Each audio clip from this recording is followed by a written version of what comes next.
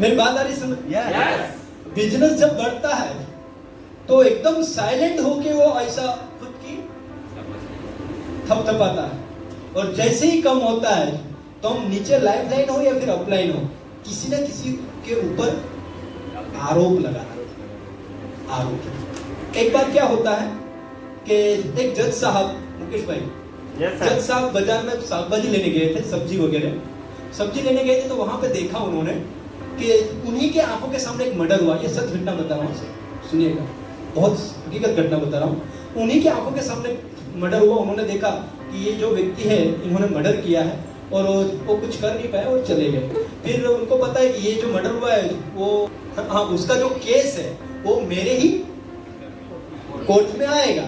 यानी कहने का मतलब है कि ये जो मर्डर हुआ है उसका जो केस है वो कुछ महीनों के बाद मेरे यहाँ पे आएगा। 2-3 महीने के बाद वही केस उनके वहां पे आता है। अभी सुनिएगा, मैं इसके बाद कुछ सवाल करने वाला हूँ। तो वो केस उनके वहां पे आता है, पर वो देख के चौंक जाते हैं कि जिसने मर्डर किया वो है ही नहीं, मर्डर करने वाला था ही नहीं, कोई दूसरे व्यक्ति को खड़ा कर दिया। और वो दूसरे व्यक्ति को जिसको खड़ा किया, वो व्यक्ति के ऊपर जितने भी, क्या बोलते हैं आप लोग, सबूत जितने भी सबूत है वो कंप्लीट उसके ऊपर साबित हो रहे।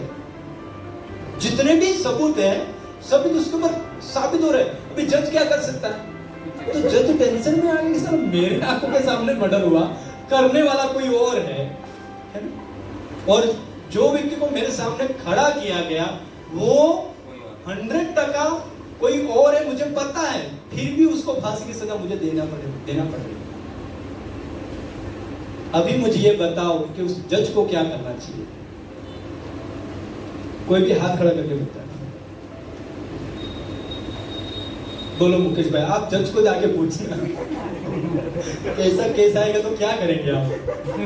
बोलो, क्या करना चाहिए जज को? कुछ भी, हाँ बोलो। अपने आप से पूछना चाहिए कि मैं सही कर रहा हूं। अच्छा, अपने आप से पूछना चाहिए, पर कायदे की जो क्या बोलते हैं, संविधान जो रचा गया है वो संविधान के खिलाफ वो जा नहीं सकता। अगर सबूत उसके खिलाफ है कुछ नहीं कर सकते, सबूत उसके खिलाफ है ना। चंदू भाई, क्या करना चाहिए? पहली बात तो सुनवाई करने से पहले उसका दोबारा उलट तपास करवा सकते। अच्छा, फिर रीचेकिंग करवाना चाहिए, है ना? बोलिए, क्या करना चाहिए गौतम जी? अरे आपको सही न्याय करना चाहिए। अच्छा, न्याय करना चाहिए, सही न्याय करना चाहिए, पर सबूत उसके खिलाफ है तो फिर से इंक्वायरी करनी चाहिए। अच्छा, फिर से इंक्वायरी करनी चाहिए। चेतन भाई, आप कुछ बोलोगे? तो नीलामी को पूछने के बाद ही बोलोगे। बोलो, क्या करना चाहिए निकुंज? हाँ बोलिए। नौकरी छोड़ दे। अच्छा उसको जज की नौकरी छोड़, फाइनल, आज से नहीं होगा, तू छोड़ दे भाई। ओके, देखो अभी सुनिएगा। तो जज समझ नहीं पाया, परेशान हो गया। उसने बोला मैं देखो फांसी की सजा देने वाला हूँ, फाइनल है, पर मैं फांसी की सजा देने से पहले 2 मिनट तेरे से मिलना चाहता हूँ। 2 मिनट मैं तेरे से अकेले में मिलना चाहता हूँ। जज उस कैदी को लेके गया और साइड में जाके पूछा कि भाई साहब एक बात बता, ये मर्डर तूने किया है? बोले नहीं सर। बोले मुझे पता है कि तूने नहीं किया, मुझे 100% यकीन था कि मर्डर तूने नहीं किया है, तो एक बात बता, फिर ये तेरे सबूत सब? बोले सर पता है, मेरे खिलाफ क्यों है मुझे पता नहीं। फिर जज ने और एक सवाल पूछा, ईमानदारी से बता, पहले कभी मर्डर किए? बोले हाँ 2 किए। मेरी बात आ रही? वो गया जज, लटका दिया।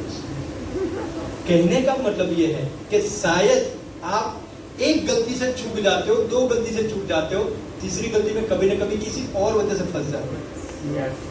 बचने वाले नहीं है।